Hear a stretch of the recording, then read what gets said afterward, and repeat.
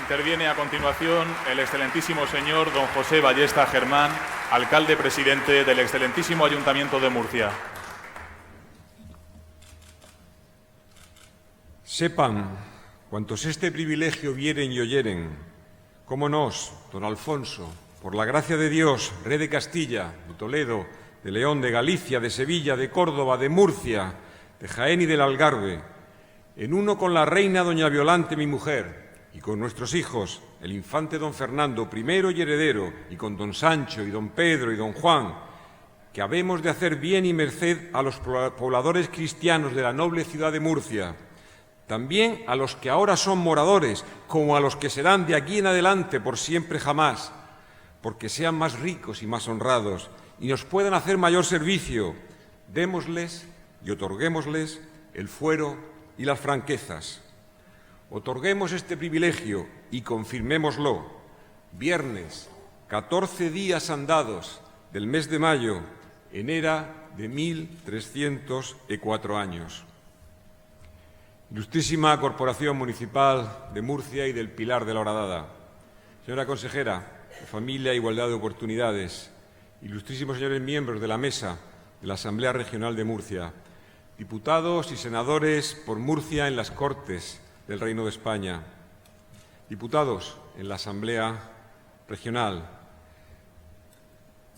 querido alcalde Bódalo, presidente de la Confederación Regional de Organizaciones Empresariales, miembros del Consejo Social de la ciudad, de las Reales Academias, de los colegios profesionales, Cuerpo Consular de Murcia, presidentes y miembros del Cabildo Superior de Cofradías, de las Peñas Huertanas, de la Agrupación Sardinera de Moros y Cristianos, autoridades civiles y militares, familiares de don José Sánchez Lozano, presidenta y miembros del Colegio Oficial de Médicos y de la Cofradía del Santísimo Cristo del Refugio de Murcia, murcianas y murcianos, señoras y señores. En la historia de Murcia ocupa el puesto de honor la extraordinaria personalidad de Alfonso X. La trascendencia de su quehacer murciano no tiene parangón alguno en el transcurso de los siglos. Primero como infante heredero de Castilla, después como rey y siempre con su inagotable generosidad real y humana hasta los últimos días de su vida. En todo momento tuvo presente lo que fue como infante su aventura juvenil, su ventura murciana, como él mismo describió. Lo recordaría en años difíciles, en 1277, cuando dispone su enterramiento en Murcia. Parando mientes en los muchos bienes y grandes mercedes que Dios nos hizo en este mundo en muchas maneras, y señaladamente en darnos tierras grandes y buenas, entre todas aquellas, diónos el reino de Murcia en nuestra mancebía y en comenzamiento de nuestros hechos, y por el gran bien y la merced y honra que nos hizo, amamos y debemos querer ese reino entre todos los otros, y por ende escogemos nuestra sepultura en la ciudad de Murcia. Sabido es que fue finalmente Sevilla donde fue enterrado por disposición de sus albaceas, pero su corazón fue llevado a Murcia, como así lo testigua el examen médico realizado en 1948. Aquí permanece en nuestra catedral y en la bandera de la ciudad, junto a las 7 coronas, 5 de las cuales fueron generoso y personal otorgamiento del Rey Sabio. La constitución del concejo de la ciudad hace ahora 750 años, como recordaba al principio de mi intervención con la lectura del inicio del privilegio rodado, fue también una concesión de Alfonso X. En él se recogen los principios básicos del gobierno de la ciudad y quizá, hoy más que nunca, convenga recordar uno de sus párrafos. Otrosi le damos sello de 2 tablas, y tenemos por bien que las tengan 2 hombres buenos, cuales escogiera el concejo con consentimiento de aquel que estuviesen, y por nos, y que tengan el uno una tabla y el otro la otra. Es decir, que para sellar un documento oficial en Murcia debían ponerse de acuerdo 2 homes bonos, 2 hombres buenos, pues cada uno disponía de una de las tablas del sello. Murcia es una ciudad con historia, y, como todas las grandes instituciones humanas, es el producto de un largo pasado de esfuerzos y generosidad. Esfuerzo y generosidad son valores que están hoy presentes en las personas e instituciones que distinguimos en este solemne acto. La obra de arte debe tener nobleza y serenidad y ha de hacer surgir del espectador emociones claras. Así se manifiesta, a modo de núcleo fundacional de su obra, el maestro Sánchez Lozano con apenas 20 años. Emociones claras. No estaba llamado a la oscuridad, pues la luz de Murcia, ciudad en la que vivió durante 66 años, inundó su creatividad. Ya nuestro místico murciano Ibn Arabi llamó a Murcia hija de la luz o la luz misma. Esa luz única que alumbró a tantos artistas murcianos se ha manifestado de forma admirable en toda la trayectoria de don José Sánchez Lozano. Con la expresión imaginería murciana se alude a la generada por autores que han desplegado gran parte de su actividad en Murcia, y sus elementos estéticos se alinean con la singular, única y privativa idiosincrasia de lo murciano. Sensibilidad dulcificada de la expresión dolorosa, escasa presencia de tremendismo y violencia en las figuras, uso de elementos realzadores del hiperrealismo popular y disposiciones equilibradas de cuadros escénicos y teatralizados en la configuración de las obras escultóricas. La imaginería murciana es una realidad que ensalza, más allá de Salcillo, a numerosos escultores que han cubierto de belleza la imaginería de la tierra murciana. Nuestro artista es figura relevante de la Escuela Murciana de Imaginería, aquella que proyecta la sencillez de lo cotidiano. Sánchez Lozano es un escultor sublimado por el clasicismo de corte murciano. Es la rúbrica del mejor barroco que prevalece por encima de modas y cronologías con afán de inalterada permanencia. Lo bello como emblema de la bondadosa verdad, a la que rendimos culto incluso por encima de técnicas y oficios. Sánchez Lozano se erige en teólogo de la religiosidad popular a partir de lo reducido y de la búsqueda de lo humano. La figura de Sánchez Lozano y su creación artística, pese a ser obra del siglo XX, poseen una inspiración y plástica eminentemente barroca, pero la genialidad del artista ha sido asumir la función de dar vigencia y trasladar fuera de época aquella sensibilidad artística religiosa del XVII murciano, situando su obra más allá de las coordenadas del espacio y del tiempo. Así, a la obra de Sánchez Lozano es de aplicación aquello que Heinrich Wölfling dijo del arte barroco. Su estética es fuerza comunicativa e interpelativa entre los planos natural y sobrenatural. Es captación del movimiento y de la emoción inefable a partir de la anécdota y del efectismo derivado de la iluminación. Es escenografía teatral para transmitir mensajes morales y trascendentes.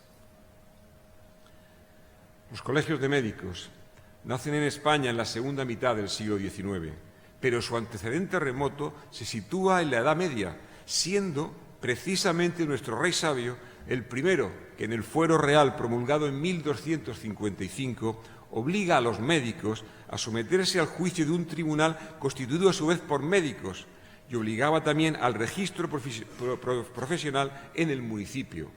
Literalmente, el Fuero Real dictaba: ningún hombre no obre de físico si no fuere antes probado por buen físico por los otros buenos físicos de la villa en que hubiese de obrar y por otorgamiento de los alcaldes. Y sobre esto que haya carta testimonial del concejo. Muy pronto, como vemos, surge la necesidad de establecer un control sobre los profesionales sanitarios, tanto para defender a la población de una mala práctica sanitaria como a los propios profesionales contra el intrusismo. En la ciudad de Murcia, y bajo los auspicios de la Real Sociedad Económica de Amigos del País, se producen las reuniones que desembocan el domingo 31 de junio de 1896 en la elección de la Junta Directiva y la aprobación de los primeros estatutos del Colegio de Médicos de Murcia.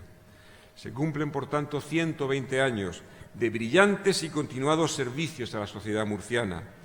Nombres ilustres de la medicina murciana han ostentado la presidencia del Colegio de Médicos hasta llegar a la actual, la primera presidenta de la historia del colegio. Un colegio moderno, alejado de rancios corporativismos, volcado en la salvaguarda de los principios deontológicos y éticos sociales de la profesión, articulado como eficaz instrumento para el asesoramiento en materia formativa y de planificación de recursos sanitarios de la región de Murcia, con carácter dinámico, transparente, socialmente responsable y en permanente búsqueda del bien común. Los colegios profesionales han constituido siempre y seguirán constituyendo una de las diversas formas de articulación social, de vertebración de la sociedad en terminología orteguiana, que responde a la imperiosa necesidad de mantener abiertas las mayores áreas posibles de participación del individuo en los problemas e inquietudes de su tiempo. Los colegios constituyen la mejor fortaleza frente a las tentaciones de interferencia de los poderes públicos o fácticos, al tiempo que permite compatibilizar la exigencia de los deberes deontológicos del buen hacer profesional sin que a través de ello se merme la libertad e independencia del profesional que garantice al ciudadano la máxima calidad en su trabajo técnico. Son las 10 de la noche del Jueves Santo en Murcia. En unas pocas horas, la ciudad bulliciosa y vitalista hasta ese momento se transforma. No parece la misma. Las calles se tornan silenciosas, recónditas. Acaban de dar las campanadas en el reloj de la torre de la catedral y se abren las puertas de la iglesia de San Lorenzo. 75 años de la Cofradía del Refugio, 75 años del silencio. Silencio de Jueves Santo, solo roto por las ásperas gargantas de las voces de la huerta que entonan remotos cánticos de la aurora murciana, por los suaves himnos de las corales, por el sordo redoble de un tambor cubierto de fieltro. Refugio para los murcianos. Cada Jueves Santo albergan en el silencio los afanes y anhelos de todo un año. Aquí la oscuridad pesa. La noche alberga también siglos de historia, reserva y sigilo de la Murcia que lo contempla. El tiempo y el silencio, la atención profunda y serena frente a la complejidad de la vida contemporánea, la sensatez de la reflexión pausada y comedida frente al vértigo del momento, la discreción contenida frente al exhibicionismo permanente. Vivimos tiempos de difícil definición. Una sociedad abierta como la que anhelamos exige todo tipo de diálogos y conversaciones, porque si no, lo demás, lo que queda, es el espectáculo efímero de una contienda falsa, fantasmagórica y ritual, el combate inútil de una retórica insufrible que convierte la plaza pública en un ruido donde nadie distingue las voces de los ecos. Sin embargo, hay vida más allá del vocerío. Silencio en la noche callada, como nos dice brillantemente Carlos Bousoño. Yo soy la luz, silencio, soy, oídme, espacio, olivo, cielo. Yo soy la luz, su voz era un susurro. El aire ceniciento, yo soy, la sombra le envolvía. Cayó la noche, se escuchaba el viento. Señoras y señores, estamos próximos a concluir la celebración del 750 aniversario de la fundación del Concejo de Murcia. La historia del ser humano está hecha de experiencia temporal. El pasado forma parte de nuestro presente. Si analizamos lo que ahora somos, nos encontramos sorprendidos con que nuestra vida, que es siempre esta, la de este instante presente o actual, se compone de lo que hemos sido personal y colectivamente. Efectivamente, somos lo que somos porque hemos sido lo que hemos sido. La historia es un lazo necesario entre lo que ha sido y lo que será, entre lo que fuimos y lo que queremos ser. Es el depósito de la experiencia que conforma nuestra identidad. Nuestra identidad. Pretender definir en qué consiste lo que llamamos identidad murciana es entrar en el terreno de la incertidumbre, de lo inconcreto. Somos distintos, se dice. Se apuntan definiciones por exclusión. No somos andaluces, ni manchegos, ni, por supuesto, valencianos. La alteridad murciana aparece difusa y confusa al mismo tiempo. Los otros, no murcianos, valencianos, andaluces, castellanos, aragoneses, no son enteramente otros, sino una prolongación del nosotros murciano. Hablar de la identidad de los murcianos es hacerla de las singularidades de un pueblo que a lo largo de los siglos ha sido cruce de caminos, encrucijada de civilizaciones y tierra de fronteras. Las costumbres de los murcianos son innumerables y difíciles de describir. Nuestro lenguaje, nuestras tradiciones y creencias, leyendas y cuentos, labores y objetos, recuerdos y juegos, cantos, músicas y danzas constituyen un patrimonio singular que hace que adoptemos actitudes basadas en la costumbre. Se ha llegado a decir que el murciano piensa y discurre por costumbres, que estas costumbres son suyas y casi todas indefinibles, inexplicables. Es posible que la personalidad del murciano surja como consecuencia de la amalgama de los pueblos circundantes y que tengamos como seña de identidad la síntesis, el mestizaje. Pero lo propio del genio murciano ha sido ensamblar de manera singular todas esas culturas, fecundarlas recíprocamente para generar en el presente una síntesis histórica y una personalidad cultural irrepetible. Somos los murcianos, habitantes de un lugar de España, a caballo entre culturas y formas de ser distintas, todo lo cual contribuye a configurar nuestra natural y privativa forma de ser. Esforcémonos por mantener vivas unas formas de convivencia y civilización, ese peculiar humanismo murciano en el cual convergen todos nuestros particularismos y que tan característico es de la auténtica identidad murciana. Identidad que para mí, y sin lugar a dudas, existe, y existe de una forma clara y perceptible. Gracias, maestro Eduardo Paniagua, por inundar este palacio del Almudí con tu genialidad, con el corazón de Alfonso X y las cantigas de Murcia. Gracias al Orfeón murciano, Fernández Caballero, por esas coplas murcianas del maestro Masotti Little y ese himno a Murcia con el que concluiremos el acto. Concluyo ya. Concluyo con las palabras del maestro Ramón Gaya, en la que nos expresa, como solo él sabe hacerlo, su concepto de identidad murciana.